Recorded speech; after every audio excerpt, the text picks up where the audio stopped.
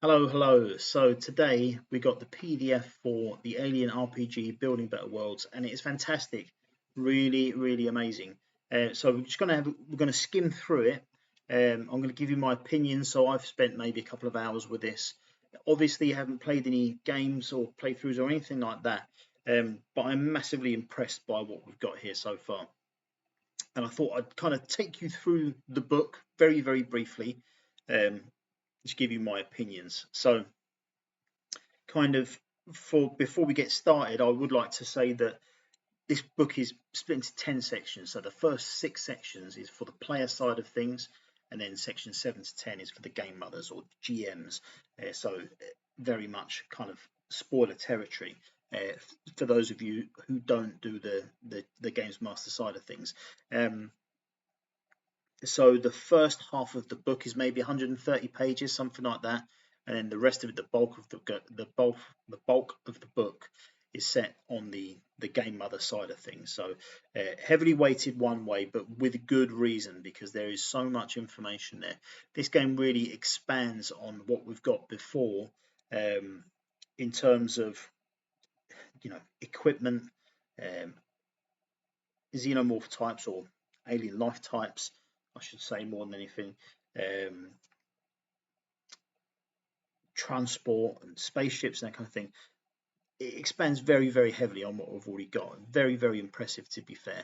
And I really like how that information ties into the films that we've had. So we've got a lot of ties in, especially with the alien types from the later movies and that kind of thing.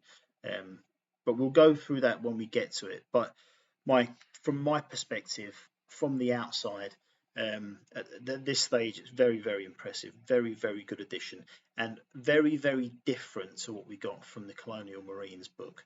Um, Obviously, we're going in a complete direction here. This is more about exploration, um, and that kind of thing, building better worlds, colonization, that kind of thing. I expect there to be a lot more games played on spaceships and during exploration runs and that kind of thing. Um, but I'll stop waffling. We're going to have a quick run through the book. This is going to take quite a long time, so apologies for that. But I will kind of give my highlights on what I think as and when it comes to it. When it gets to the scenario bits in the mother's in the on the game mother side of the video,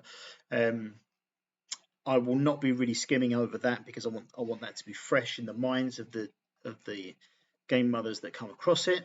But I will certainly kind of skim through and give my thoughts and opinions on things that I like. Now, if you are just a player and you're not going to be DMing these games, I will give you a good warning before we move on to that side of the book. So if you want to stay for the player stuff, then it's obviously right at the start of the video.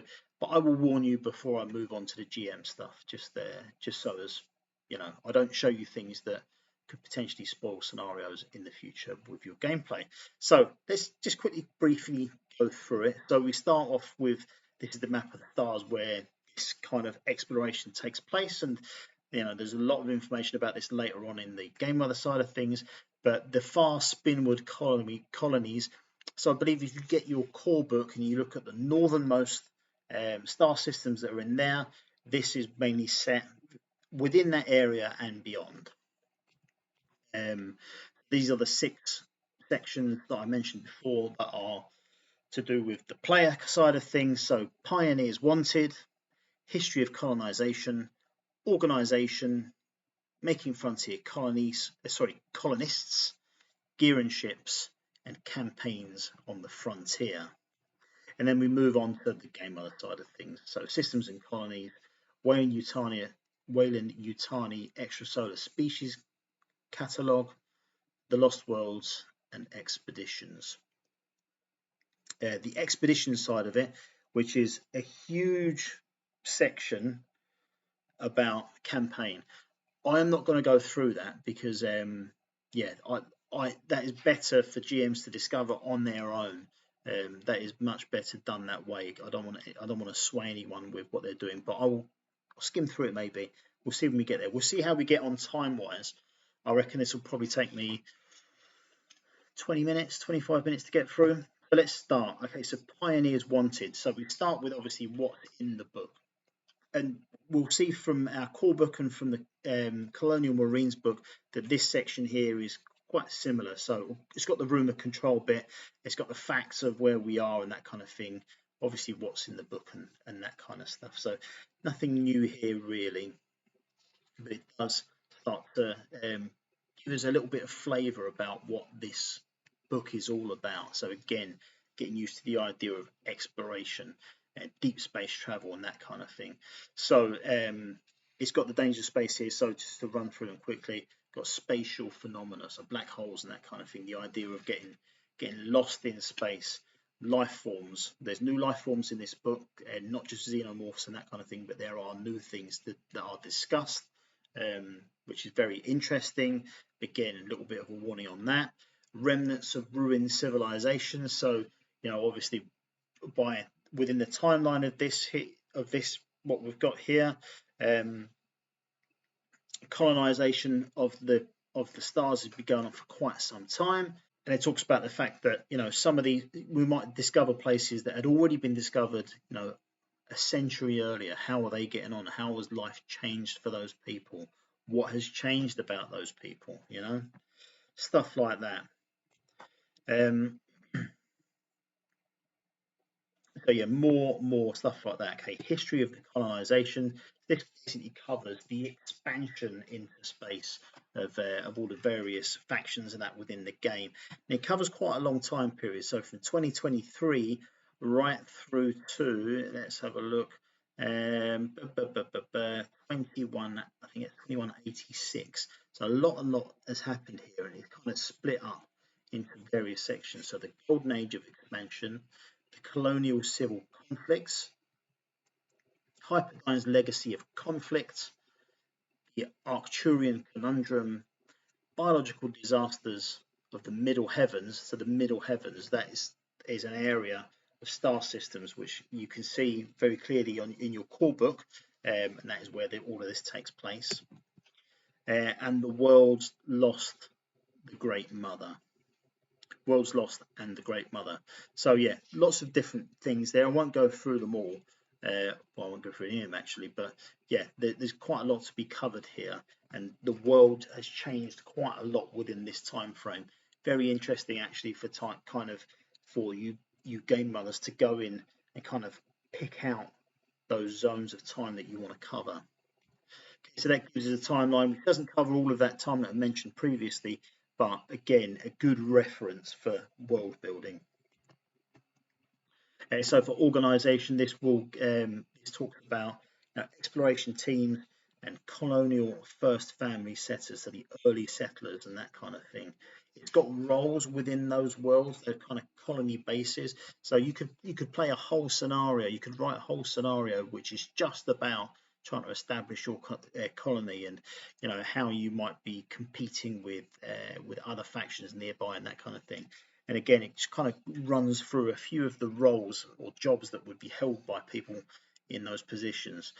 So wildcatters will come through to that later on. That's deep exploration people that they are good at.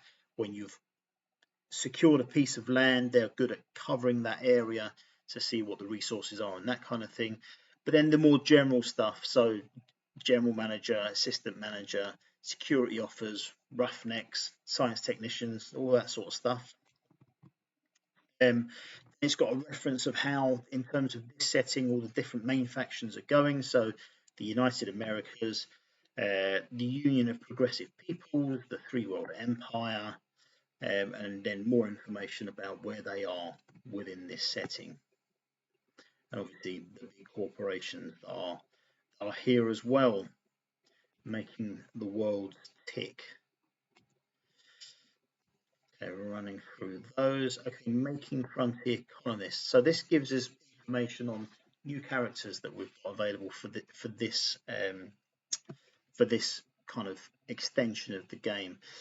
So it does have colonial marines, colonial marshals, company agents, the kids, and the medics. So we've seen those sort of things before, but obviously a little bit of flavour as to how they are weighted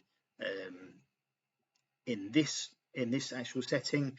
but then it adds in new things. So like the Wildcatter here, you can see on the bottom left, and the Entertainer on the top right. So that's two new character types, and it gives us further information about those and how to kind of build up your character and see what makes them tick. And then we've got personal gender tables again. So this is kind of breached out to this setting as well. So let's have a look at a few of those. So 23 to 24, you belong to a select group or you aspire to. Everything you do is focused on helping and gaining the good opinion and respect of that group. Let's have another one. 55 to 56. The prospect of making a new home on a planet millions of miles from your old life thrills you. You cannot wait to stand before your cabin on an icy lake and call it home. Okay, so gear and ships, quite a large section here really. So in terms of weapons, we've got 5 new pistols, 2 new rifles, 2 new heavy weapons, and 2 types of ammo and explosives.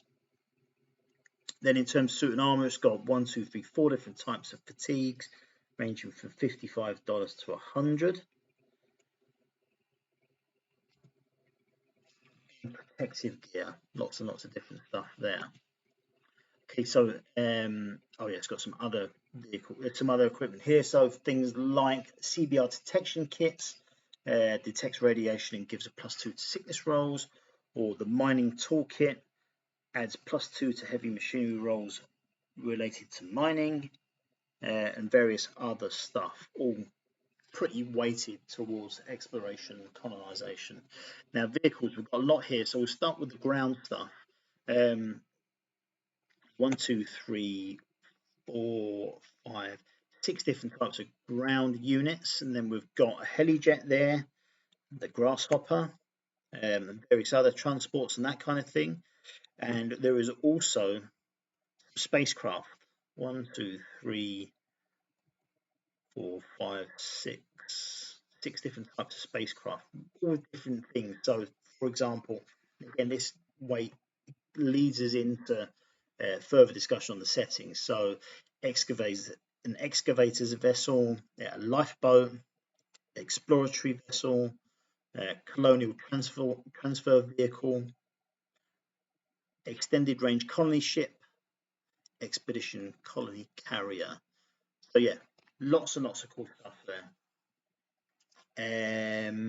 Right, we've got campaigns on the front here. So again, it just talks us through how the campaigns work and what's going on there, whilst giving it flavour for the setting of this game. So it's got campaign setting, campaign styles, expeditions, which include supply and cargo runs, salvage ops, and lots of other things, exploration, prospecting, scientific field trip, search and rescue, a whole lot of other stuff. Challenges of frontier life.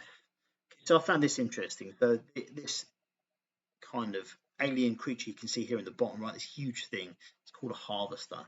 And basically what it is alien life that they are using to assist in the colonization of new worlds and that kind of thing. And basically it's just a massive digger, and they have managed to tame some of them to be able to help in the effort a bit more. Now this, for example, this could be a scenario in itself. One of these has gone wild, or we're trying to tame one to help with the effort. Yeah, a really good addition. I like that a lot.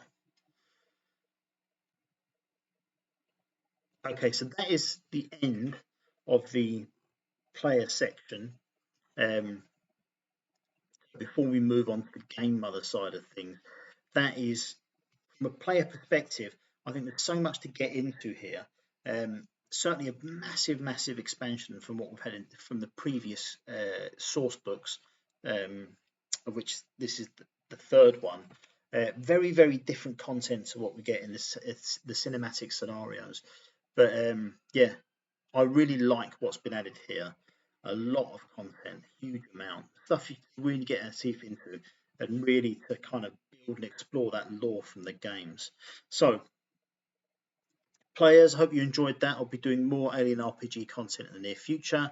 And you can go, because we are going to move on to the Game Mother section in 3, 2, 1, go. Okay, so first main section here is talking about the Outer Rim territories. So basically that star map that we got in the first pages is broken down very, very heavily here, and it goes through all of the different systems, and it includes where they are, the climate, the temperature, what sort of terrain they are, what colonists are already there perhaps, and any population. So we can see here sector 249 that a population of 211. So the colonization was in its very early stages, but now it is none. Something has happened there, and there's nobody there. Perhaps there was a terrible accident. Perhaps they just pulled out and went back home, or moved on to another to colonize somewhere else. But that is the sort of things that you'll be working out as you build your scenarios, as you go through them. So, like I say, there are a huge amount of systems available for you to start colonizing in your games. Okay, the next bit, the Weyland-Yutani extrasolar species catalogue. So this gets into all of the different new xenomorphs and that kind of thing that are in the game, some of which we've seen before, some of which you will have found in kind of further reading from the game setting. So we start with abominations. So the abominations are basically things that have been affected by the black goo. Okay, so it starts with the xenocobra. So if you remember from the Prometheus film, there was some worms that had been affected by the black goo, and they'd effectively changed themselves into those, remember those snake-like creatures? And there was one that I think they broke a guy's arm and managed to get into his stomach via his mouth. So that's what those are, but it gives, again, its table, how much health it's got, its armor rating and all that kind of thing, and what it does when it attacks. In fact, it's got that information for everything. Next, it's got the pathogen popper. Now, if I could say this properly, Xenoixodia. I'm not saying that right. I'm definitely not saying that right. Xenoixodida. Well, okay, so basically what they are like a type of face hugger, but they look completely different. So if anyone ever played the Half-Life games, you can see those face crabs that latch onto people's faces. They look just like those. They travel in packs. They are much slower, but yeah, do a similar job. Pathogen popper.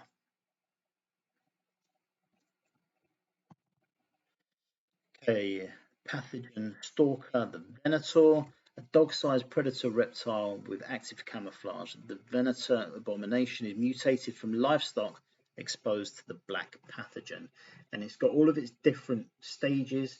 So from stage 1, the tainted, to stage 2, mutate, 3, revenant, 4, beluga head. So those we saw from we saw all of these stages actually in Alien Covenant, and then stage 5, the Shambler. And then it's got a type of alien here, what is this? Fulframen, the Perfected. So again, this was a type of alien that was mass produced by the engineers, which they tried to destroy in the end as well. Okay, then it goes on to the proto-xenomorph. So the protomorphs,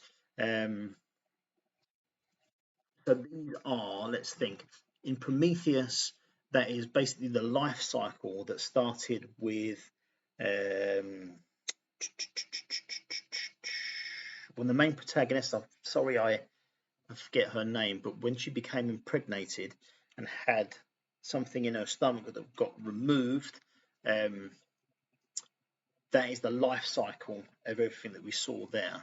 So stage 1, the womb bats, uteropods. So that is kind of looking from here, that is kind of transmitted differently. So from in that movie, that was kind of sexually transmitted, but here it's something different. It's got the zygote, the eyeworm, which is how the man got it. So that whatever David put in his drink. I'm really sorry if you're not following this. I'm not explaining it very well. David put some of the black goo into someone's drink, which caused the eyeworm, and then he impregnates the main character. I forget what her name is, which produces stage 2, the infant or squid baby. And then she had that removed from her. There was like a med station which removed that for her, and then she ran away from it, and that became the trilobite. They call it Cuddles here, but that was the huge big face hugger that was almost massive squid thing that managed to ensnare the engineer towards the end of Prometheus, which then became the Deacon. So that was what was burst out of his chest later on, and that's as far as we saw the life cycle in that movie. But then that did continue on to the Archdeacon in this book, obviously. So what happens when the Deacon grows up? You get the Archdeacon. Then we move on to Xenomorph types. So Xenomorph XX121 Stage 8, the Empress. Twice as large as a queen. A Xenomorph Empress massive. A Xenomorph Empress's massive girth limits her mobility. Fleshy sensor tendrils dangle either side of her translucent jaws, granting her keen observation and psionic abilities. Now, if you Google search Xenomorph Empress, you will find lots about it. I'm not sure, they've been in the comic books and that kind of thing. They've been in some of the books. I'm not sure if that will tie in exactly with what we see in this book, but yeah, it's been seen before. Even got a bioluminescent xenomorph. Lacking a biomechanical exoskeleton, the 2.8 meter tall biomorph looks like a glowing, translucent, skinned xenomorph stalker. Accomplished swimmers, biomorphs suffer no penalties while underwater. There's quite a lot of talk of underwater in this book as well. So if you go back and look at some of the equipment and that kind of thing, it does mention quite a lot of underwater stuff there as well. Okay, the Lost World. So I think this is where we pretty much start to get into all of the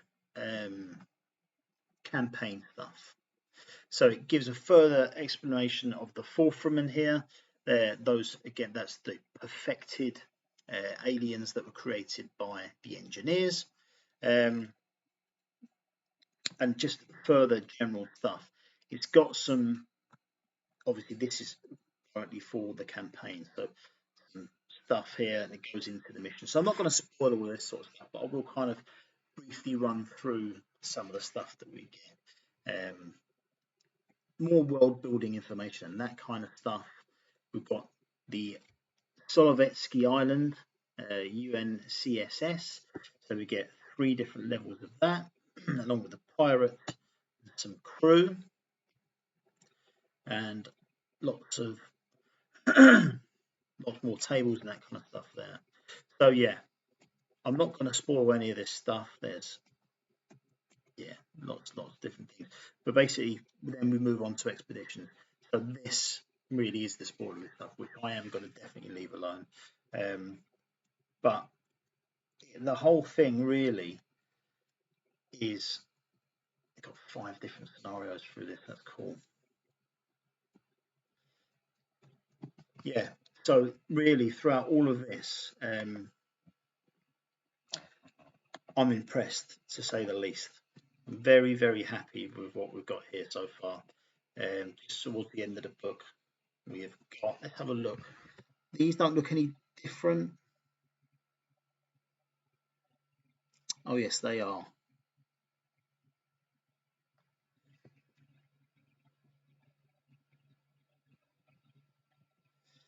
So yeah, new fillable sheets and that kind of thing to copy. And then obviously our handy index. Again, back to that Spill McConnell. But yes, I have to say I am very, very happy with what we've got here. I think it's an excellent addition to the stuff that we've already had. I'm a huge fan of the game and the lore and the setting and that kind of stuff. And I just think that everything that's been added here is stuff to really get our teeth into. So with as RPGs grow and move on and that kind of thing, I worry about them becoming tired or recovering old ground and that kind of thing. But for me, what this does is this is an excellent building upon stuff that we've already got. Building better worlds, building on things we've already got. Yeah, this is a huge, much needed addition to what we've already got. So the core book and the Colonial Marine stuff. Sorry, I stored it up there. That's why I'm looking at it. Obviously, when this game came out, everyone wanted to do the Colonial Marine stuff, and obviously that book hugely made that much more possible, and got really more into the combat of the game and that kind of thing. This I really, really like. There's a lot here to do with. You can guide it down the espionage route, spying on the other factions, working within a framework of trying to get a means to an end, get promotions within the colonization projects and that kind of thing. This really, for me, lets us dig into a much more different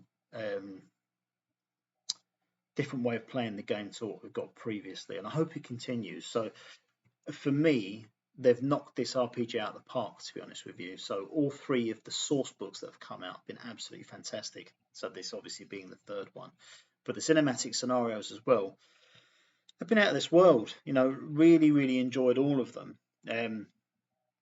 So I'm looking forward to this coming out. I will be covering this more and more as I go forward. The main thing that I want to produce for it is that I like to play this RPG solo. And I know that solo is an RPG. Some people don't get it. Some people don't like it. It's how I like to do it. I haven't got an RPG group that I join regularly, although I will be searching some out online certainly for this book. But yeah, so I'm looking forward to dragging off all of these different exploration tables and that kind of thing, and kind of building up my next gameplay very soon. But I'll be doing that soon, so I might put together some content for that, kind of how I intend to run this from a solo perspective.